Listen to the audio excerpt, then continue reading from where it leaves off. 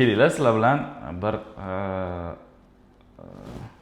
qo'shtirnoq ichidagi tabib va o'zining dorisini reklama qilayotgan odamlar bilan suhbatni ozgina tahlil qilamiz va e'tiborga molik joylarini sizlarga qo'yib beraman.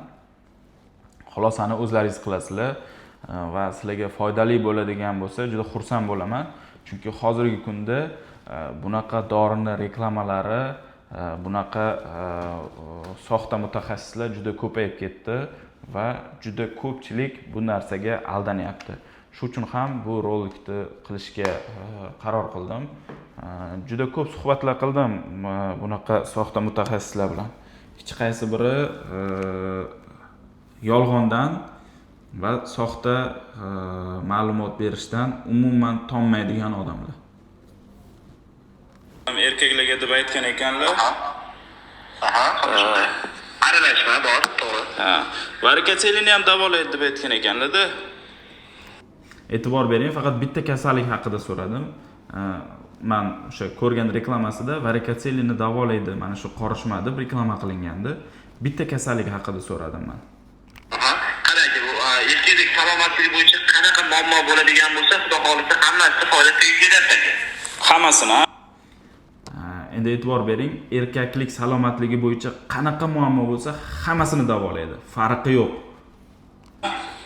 Unga ham foydasi bor. Sizmi yo boshqa boshqa muammolar deysizmi? Xudo xolisa hammasi foydasi bor. Varikoselini qanaqa davolaydi, shuni bilsa bo'ladimi? Qarang, buning tarkibidagi giyohlarimiz, varikoselini bo'ladi, prostatit, tez hojatga qatnash, xudo xolisa hammasi o'simta deysizmi, barchasi yordam beradi. Farqi yo'q. Prostatit, varikoselli, o'simta juda katta undov bilan juda e'tiboringizni qaratishingizni xohlardim. Umuman farqi yo'q bularga. Davosi yo'q kasalliklarni ham aytib, reklama qilib, mahsulotni sotsa bo'ldi. O'simtani davolaydi. O'simtani, ya'ni rakni davosi hali topilmagan. Buni davolaydi deb aytishyapti. O'smani ham davolaydi. O'simtalar bo'ladi, hammasini davolashga yordam beradi aka. Ana boshqa giyohlarga o'xshab turib, bu o'simtani sezuvchanligini oshirib, ya'ni o'stirib olmaydi-da. Ana o'shani aka davolashga yordam beradi. Rak prostati bo'lsa ham davolaydi. Xudo xolisa hammasini davolab beradi aka bu. Boshqa Allohdan sog'inchi bo'lasiz xolos. Rak prostati bo'lsa ham davolaydi deyapti hammasini. Shundan varikoselini men vrachlarga gaplashganimda faqat operatsiya yo'l bilan davolasa bo'ladi. U tomir kengaygan tomirni toraytirib bo'lmaydi deb aytishgandi-da. Hozir varikoselini ham davolaydi deyordilar-da. O'sha hisobiga qarang, sizga dastlabki bir oylik kursni tavsiya qilaman. Buni o'zi doktor aytgan ham to'g'ri bitiradi, lekin men sizga foydasini aytmoqchiman. Bir oy natija ko'ring, xudo xolisa natijasini ko'rganingizda hali o'zingizdan o'qish chiqasiz. Prosta ishonch hosil. Hech qanaqa ma'lumot yo'q. Qanday mexanizmda kichrayadi tomirlar, qanday mexanizmda davolaydi, prostatitni qanaqa davolaydi, qaysi giyohi davolaydi, yoki rakni qaysi giyohi davolaydi tarkibidagi, yoki varikoselini qanaqa mexanizmda, qaysi giyohi davolaydi. Hech qanaqa ma'lumoti yo'q. Faqat oling bo'ldi, yaxshi qiladi, yordam beradi, sizni tuzatadi. Shuning uchun ham bir oyligini oling. Maqsad mahsulotni sotish. Uni tarkibi rostdan yordam beradimi, yo'qmi? O'ylashim bo'yicha bu odamni o'zi tibbiy ma'lumotga ega emas va shu uchun ham umuman farqi yo'q. Rakmi, boshqami, nima deyilgan bo'lsa, qanaqa gap aytilgan bo'lsa, xuddi shu gaplarni aytib mahsulotni o'tkazish maqsadi bo'ldi. Boshqa hech qanaqa ma'lumotga ega emas bu odam. Yo'q, men qanaqa davolaydi o'shani bilmoqchi edim-da. Davolash tomir yo'llari bilan yo'llarni toraytirishga yordam beradi aka. Ichida yig'ilib qolgan tuz bo'ladi, boshqalarni yaxshilantirishda tuzlarni yo'qotishga yordam beradi aka. Tomirning ichidagi tuzlarni. Tomirning ichida ham tuzli bo'ladimi? Yig'ilib qolganlarni, kirib qo'shib qolganlarni yo'qotishga yordam beradi.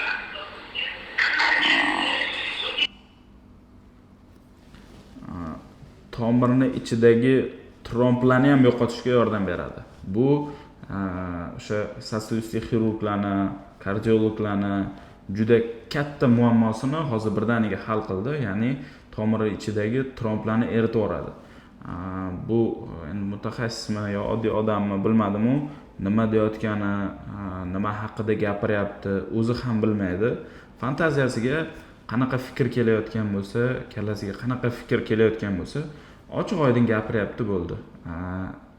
Chunki sabab bizani odamlar juda ishonuvchan va xuddi shunaqa soxta mutaxassislar hozirgacha bu odam nechtadir odam bilan gaplashib mahsulotini o'tkazgan va xuddi shunaqa berayotgan ma'lumotlari o'zini oqlagani uchun ham qo'rqmasdan aytyapti. Iltimos qilardim, e'tibor beringlar. Faqat urologiya sohasi bo'yicha emas, boshqa sohalarda ham hozir juda ko'p reklamalar bor.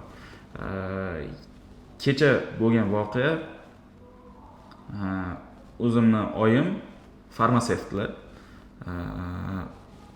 oliy ma'lumotli farmatsevt va hozirgi kungacha farmatsevtika sohasida ishlaydigan odam.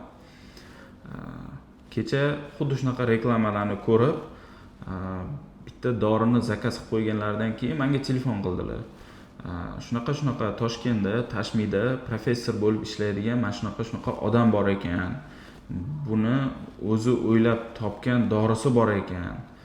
Nobel mukofotini olgan ekan shu dorini orqasidan dedilar va men sразу aytdim, unaqa odam bo'lsa olmang dedim. Sababi Nobel mukofotini olgan odam bo'lsa edi, hozirgi kungacha O'zbekistondan Nobel mukofotini oldi, o'zbekistonlik professor Nobel mukofotini oldi deb juda katta shov-shuv bo'lardi va buni bilmay qolishi, tем более tibbiyot sohasidagi odamlar bilmay qolishi mumkin emas edi. Ism familiyasini so'rab oldim va o'sha internetdan qidirsam, bu tabib, hech qanaqa professor emas, doktor emas va tabiblik bilan shug'ullanib, shunaqa yolg'onlar ishlatib, farqi yo'q, yolg'on va o'sha dorisini adashmasam 1,5 millionga sotmoqchi bo'lgan. Juda ko'p yolg'on ishlatilyapti. Juda katta yolg'onlar ishlatilyapti.